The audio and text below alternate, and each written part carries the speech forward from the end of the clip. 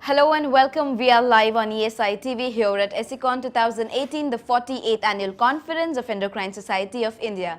Well, ladies and gentlemen, here on ESI TV, we have been sharing news, opinions, updates from about the clinical developments at the scientific programs being organized here at ESICON 2018. It's once again time for us to hear it out from our expert.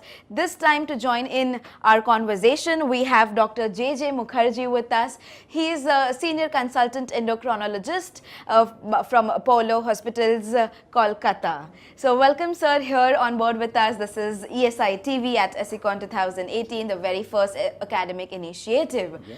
Well, with the spread of a vast scientific program and academic extravaganza at ESICON 2018, we've had many sessions and symposium. Let's head directly to what the talk session, what do we look forward to from your session, what is the topic? Let's have a quick word for our audience. Okay. So, hello viewers, I'm JJ from Calcutta. I'm at ESICON. I'm just about to deliver my talk in the next half an hour's time. It's a very interesting talk. We all know that we have got these two new classes of drugs called DPP-4 inhibitors, which is dipeptidyl peptidase 4 inhibitors, and the SGLT2 inhibitors, sodium glucose cotransporter inhibitors. After these drugs have come, treatment of diabetes has changed quite significantly. As you know, there are so many medications now to treat diabetes, it often becomes confusing as to how to choose which drug to add, which not to add, at what hierarchy they should come in. That is the key question now in 2018. And with new data coming about SGLT2 inhibitors, cardiovascular protection, renal protection, DPP-4 inhibitors being quite neutral with regards to cardiac conditions, it becomes very important now for the physicians to know how to go about choosing which group to add, whether to use DPP-4 inhibitor or SGLT2 inhibitor or combine both. Of course, we know that the baseline treatment for diabetes is always lifestyle modification, control your diet, exercise, and the basic drug which always we start if there's no contraindication is metformin. So the talk is after metformin, would you use DPP-4, SGLT2 or a combination? So in my talk, what I'm going to do is, first of all, I'm going to say that this topic is slightly skewed. Before heading straight into this topic, we need to be careful that there are certain disclaimers. The first disclaimer is the ADA-ESD guideline 2018, which says go stepwise management of diabetes, metformin, wait for 3 months, another drug, another drug. I think that's slowly getting outdated, and we just start with combination therapy. And the second disclaimer I have is after metformin, we don't only have DPP-4 or SGLT2 inhibitors, we have plenty other drugs. We are a cost-conscious society. We have a lot of poor type 2 diabetic patients. A DPP-4 inhibitor is quite expensive, something like to the tune of 42 rupees per day. And SGLT2 comes to about 50 odd rupees per day. So this topic makes sense to somebody who can afford it, something like 100 rupees per day. So I'm very glad that ADA-ESD guideline and also WHO in 2018 have come out with a very nice algorithm for cost-sensitive patients, where they still stick with metformin, sulfonylurea, pioglitazone, simple human insulin. So keeping that aside, getting those disclaimers aside, let's come to the topic now. After metformin, which one would you like to choose? A DPP-4 inhibitor or an SGLT2 inhibitor? I think a little bit of education for you as well. I can see with an interest in your face. Yes, absolutely. A little bit of education for you as well. So, see, the thing about DPP-4 inhibitors is they are not very strong anti-diabetic agents, but they are very, very safe. They are safe with regards to the heart, and they may have slight benefit with regards to the kidney, the two main organs which get affected in long-term type 2 diabetes, the heart and the kidney. SGLT2 inhibitors are also very nice drugs, probably slightly better or maybe equal glycemic control with regards to DPP-4 inhibitor, but they have shown enough data now with regards to cardiac protection and renal protection. So what I'm going to go in my talk is, after metformin, if there are contraindications for SGLT2, we all know that there are certain groups of patients you can't be using SGLT2 inhibitors. And this is very well known. Elderly people, people who have got advanced renal dysfunction, we say something like EGFR, glomerular filtration rate, if it's less than 45, you can't be using SGLT2 inhibitors, you can't be using type 1 diabetics, you can't be using it in people who have got recurrent UTI or genitourinary tract infection, you can't be using in people who've got dehydration. So straight away the choice is clear. If you have somebody has got this group of contraindications, then after metformin you'll choose a DPP-4 inhibitor. So that's when SGLT2 inhibitor gets ruled out.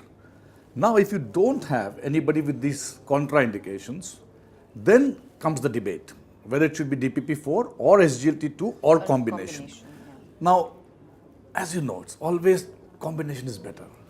Yeah, if you use two drugs, then you will get better glycemic control. But the interesting bit, which I'm going to discuss in my talk, there's a new meta-analysis which tells you that if you combine both of them, the effect is not additive. It's not even synergistic. If you use each drug separately, the amount of glucose reduction you get, if you combine both, you would expect it to add up or be slightly better, more, but it doesn't happen. And there are a few reasons which we can discuss later on. This is probably not the forum. I mean, they have to come for the talk to go into the details of that. Now, the other important, interesting bit is, if somebody is on metformin plus DPP-4, and if you add an SGLT2 inhibitor, you get a much better additive HbA1c reduction as opposed to somebody who's on metformin SGLT2 and you're adding a DPP-4 inhibitor. So, to make it easier for a practicing physician, it's very confusing. If there are no contraindications, if the patient can afford the bill, a combination is always better than using each individual drug separately. Having said that, if the patient has been on DPP-4 inhibitor earlier on, adding an SGLT2 will give you more bang for your money than if somebody is on metformin SGLT2 inhibitor and you're giving a DPP-4 inhibitor. So in the end, I'm going to sum up with a very nice one slide which will take through an algorithm where I will be suggesting, I mean this is open to debate, open to discussions, as to somebody with type 2 diabetes on diet control, exercising. Don't forget, diet control and exercise is the key to diabetes management. Don't get swayed by all these drugs. First and foremost is diet control. If a patient doesn't control diet, doesn't exercise, no matter whatever you give, he will never get glycemic control. So diet control, exercise, metformin. After that, if the HbA1c is in the ballpark figure of 8, 8.2, 8.5, adding a DPP-4 inhibitor makes better sense than adding an SGLT2 inhibitor. If the HbA1c is above 8, then combination would make a better sense. Having said that, below 8%, if you add a combination, you will get slightly excess HbA1c reduction. But as I said, it's bang for the money. You see, I mean, you're going to spend so much, the benefit may not be that advanced. So that in a nutshell is my talk. My talk doesn't take through anything about existing cardiovascular disease, existing heart failure. When I talk about choosing between DPP-4 and SGLT2, SGLT2 inhibitor will always get ruled in if a diabetic patient has existing cardiovascular disease or existing heart failure or has renal dysfunction with an EGFR, mind you, more than 45 ml per minute. So that in a nutshell is my talk. These are exciting times. Absolutely. In managing type 2 diabetes. Till about few years ago, a decade ago, we did not have so many drugs. And now we have so many drugs. So sometimes it's good to have so many, but it brings its own problems, you see. Like you go to a restaurant, you know, I mean, there's only dal, chawal, sabji, you will eat that and come home. But now you see dal, chawal, sabji and another 10 dishes. Yes. Then you get confused which one to take. So this talk is trying to give an idea as to when to choose a DPP-4, when to choose an SGLT2, and when to go for a combination. Absolutely, sir. To summarize this conversation, we're talking about the DPP-4 and SGLT2 inhibitors. Good. See, Good. That deserves a high five. Yes, along with that, the right guideline to go about in the drug monitoring that is required is something that all the delegates and fellow endocrinologists would be looking forward to from your session. And thank you so much. We're so glad you joined us on here. I'm glad that you're doing this so that not only the people in the hall can hear, but it can get, absolutely. Through the social media platform, we are going live on Facebook, Twitter and YouTube. Good. Thank you once again, Doctor, for joining in.